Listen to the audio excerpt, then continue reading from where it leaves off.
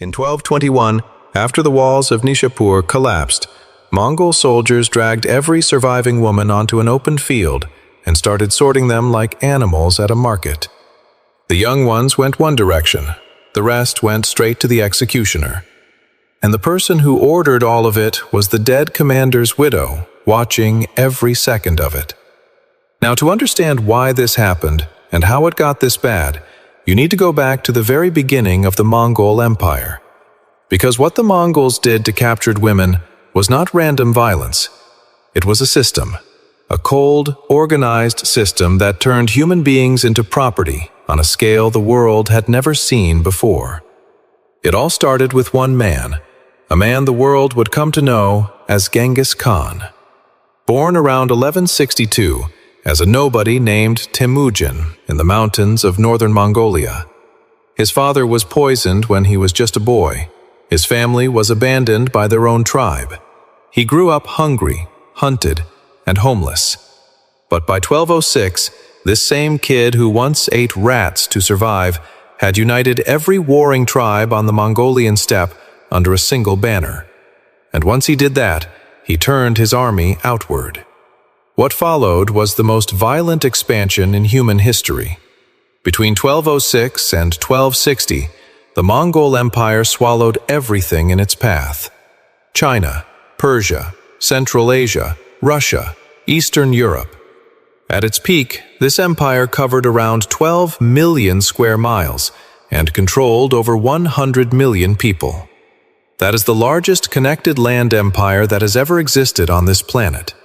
And behind every single conquest, there was a rule. Cities that opened their gates and surrendered were usually left alone. But cities that fought back, they got something the world had never seen before. And that is where the real nightmare for captured women begins. When Mongol soldiers broke through a city's walls, the killing did not start right away. First came the sorting. Every surviving person, man, woman, and child, was marched out of the city and onto a flat, open field. Then the soldiers separated them into groups, men on one side, women on the other. Children pulled away from their mothers. The first group pulled aside was always the skilled workers, blacksmiths, engineers, doctors, scribes. Anyone who could be useful to the Mongol war machine got to live. But everyone else entered a very different process. And this is where things get really dark. Mongol commanders walked through the rows of captured women the way a buyer walks through a market. They inspected them one by one. The youngest and the ones they found most attractive were selected first and set aside for high-ranking officers, nobles, and sometimes the great Khan himself. Persian historians wrote that after every major victory, Genghis Khan held massive feasts where his commanders would parade captured women in front of him while he tore into chunks of barely cooked horse meat. He picked the ones he wanted for his personal collection. He had very specific preferences. He liked small noses, long silky hair, rounded hips, and soft voices. The women who met those standards joined a growing collection that eventually numbered in the hundreds. But that was actually the best outcome a captured woman could hope for. Yeah, you heard that right. Being chosen by a powerful man meant food, shelter, and at least some level of protection. Because what happened to the rest of them was so much worse. Women who were considered attractive but not selected by top commanders got handed down through the ranks.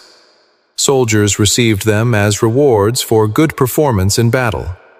Others were given away as gifts between officers to build loyalty and seal alliances. A single captured city could produce thousands of women who were split up among the entire Mongol military, from generals all the way down to foot soldiers. And the women who were not selected by anyone in the army? Their fate was the darkest of all. They were shipped off to roadside caravan stations scattered across the empire.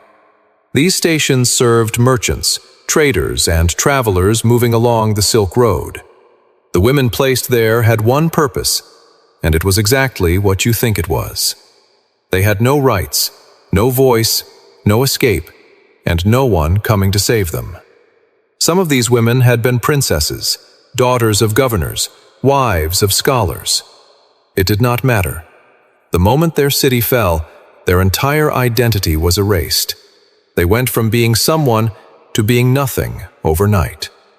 And if you think that is bad, what happened next turned the whole thing into something even bigger. The empire built an international slave trade network that stretched from China all the way to Eastern Europe. Cities like Bukhara, Karakorum, and Sarai became major hubs where captured humans were bought, sold, and shipped like cargo across thousands of miles. Women taken during the sack of Baghdad ended up in slave markets in Azerbaijan and Mongolia. Women captured in Russia were sold through Italian traders operating out of ports in Crimea. Christian women got sent to Muslim markets. Muslim women got shipped to Christian ones. The system did not care about religion, nationality, or age. It only cared about demand. The routes were mapped out, the money kept flowing, and the supply came from every new city the Mongols conquered. And people who fell behind on their taxes or could not pay tribute to the Mongol rulers, they got sold too. In Russia, peasants who could not make their payments were handed directly to Italian merchants at Crimean ports and shipped across the sea. The entire system ran on human suffering, and women were the most valuable thing in it. Now, with all of that in mind, what happened at Nishapur in 1221 will make a lot more sense. Because Nishapur was not just another battle, it was personal. And the level of violence that came out of it shocked people who were already living in one of the bloodiest centuries in human history. Nishapur was one of the richest, most beautiful cities on the entire Silk Road. It sat at a crossroads of trade routes connecting the east to the west. It had massive libraries, thriving markets, poets, scholars, and a population estimated between 100,000 and 200,000 people. The famous Persian poet Attar lived there. So did some of the greatest minds of the Islamic Golden Age. When Mongol generals Jebe and Subutai first passed through the region, the city cooperated. They handed over food and supplies, and the Mongols moved on without a fight. But then something changed. Rumors spread that the Mongols had been defeated somewhere else, and the people of Nishapur got bold. They rebelled against the Mongol overseers in the region and started resisting openly.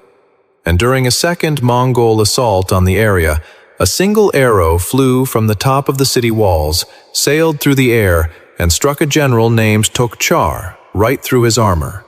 He died on the spot. Now here is what made this so much worse than just losing a general. Tokchar was not just any officer. He was married to Genghis Khan's own daughter, a woman named Checheyagen. When she found out her husband was dead, she did not cry. She did not mourn quietly. She demanded the complete and total destruction of every living thing in that city. And Genghis Khan agreed. He sent a message to his son Tolui with a very simple instruction. Grant her wish. Tolui showed up at Nishapur with an army estimated between 10,000 and 80,000 men. The siege lasted just 3 days before the walls collapsed. And once the city fell, the real horror started. Every surviving person was dragged out of the city and onto the open plain. Only 400 skilled craftsmen were pulled aside and spared. Everyone else, every man, every woman, every child, and even the cats and dogs were executed on the spot. The killing was not chaotic. It was organized. Each Mongol soldier was personally assigned between 300 and 400 people to kill. Checheyagen herself sat there and watched the entire thing, making sure nobody was missed and nobody was spared. When the killing was done, the Mongol soldiers stacked the severed heads into 3 separate pyramids. One pyramid for men, one for women, one for children. A cleric who survived spent 13 straight days counting the dead and arrived at a number above 1.3 million. Modern historians believe the real figure was somewhere between 100,000 and 200,000. But even at the lower number, that is an entire city erased from the earth in under a week. Among the dead was Attar of Nishapur, one of the greatest poets in Persian history. He was 78 years old when a Mongol soldier cut him down. Centuries of literary tradition died with him on that field. And the Mongols were not finished. After the massacre, Tolui sent a cleanup squad back into the ruins to hunt down anyone who might have survived by hiding in underground tunnels or beneath piles of bodies. Once they were satisfied that every last person was dead, they planted barley over the wreckage. A city that had been one of the jewels of the Silk Road, a place filled with poets and scholars and traders, was replaced by a crop field. But Nishapur was not a one-time event, not even close. That same year, the city of Merv in modern Turkmenistan got the same treatment. And Merv was special. It was not just a city, it was a center of civilization.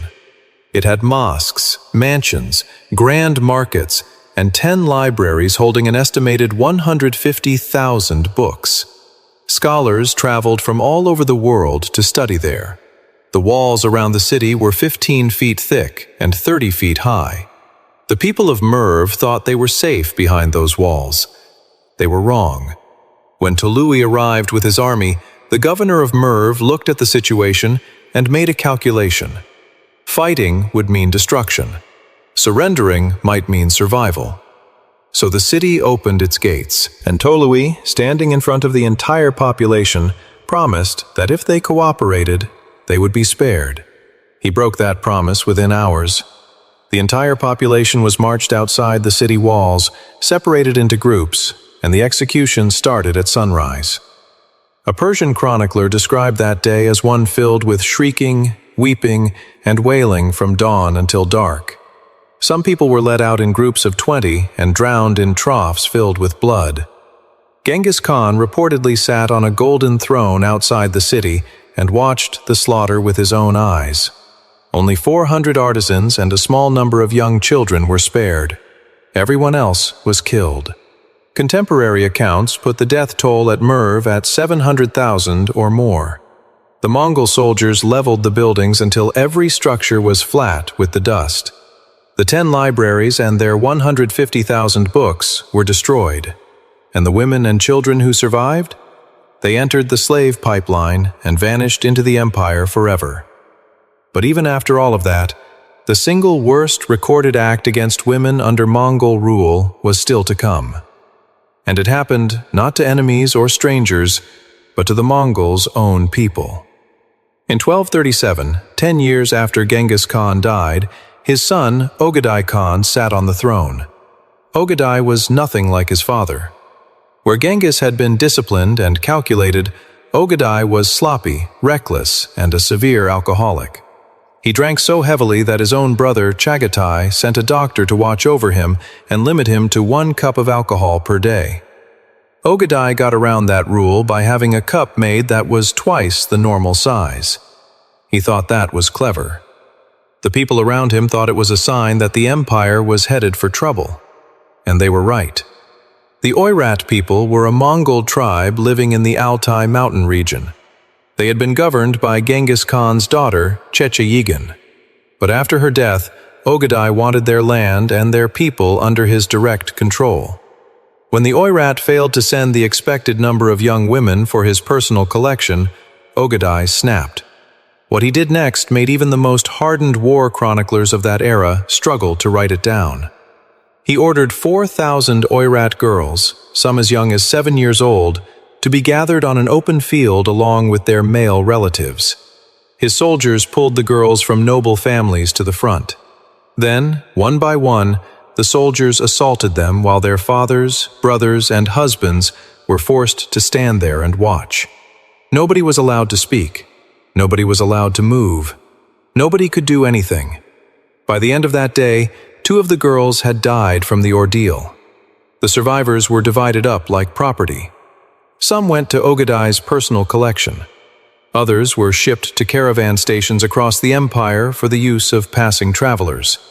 And the ones considered unfit for anything were simply left on the field for anyone who wanted to carry them away.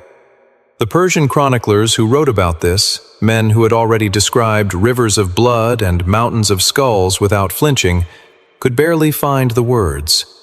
They called them star-like maidens and choked on the horror of what they had to record. Even the Mongol historians, who usually celebrated their rulers, could only describe this event in vague and careful language because the shame of it was too heavy to put down directly. And the worst part? This was not about lust. It was about power. Ogedai used the assault on those girls as a political weapon to break the Oirat people and seize the lands that had belonged to his dead sister. He turned innocent children into tools for expanding his empire. This act violated everything Genghis Khan had built. The Yasa, the great Mongol legal code, had specifically banned the kidnapping, forced taking, or sale of women. Under Genghis Khan, women had real power. His own wife, Borte, ran the entire empire while he was away at war. His daughters governed massive territories along the Silk Road. Mongol women rode horses, shot arrows from bows, and commanded soldiers in battle. Historians believe that as many as 1 in 5 fighters in the Mongol army may have been women. But once Genghis died, all of those protections collapsed. His sons fought each other for power, killed their own female relatives to steal their territories, and threw away every law their father had written to protect women. And then came Baghdad, the final proof that the empire had abandoned every principle it was built on. In 1258, Hulagu Khan, another grandson of Genghis, marched an army of over 100,000 soldiers to the gates of Baghdad. At that time, Baghdad was the beating heart of the entire Islamic world. It had been the center of learning, science, and culture for over 500 years. Its house of wisdom held some of the rarest and most valuable books on the planet. Scholars from every nation and every religion came to study there. None of that mattered. Hulagu demanded surrender. The caliph, a man named al-Mustasim, refused. He thought Baghdad's walls would protect him. He thought the Mongols would not dare attack the center of Islam. He was wrong about everything. The siege lasted 12 days. Chinese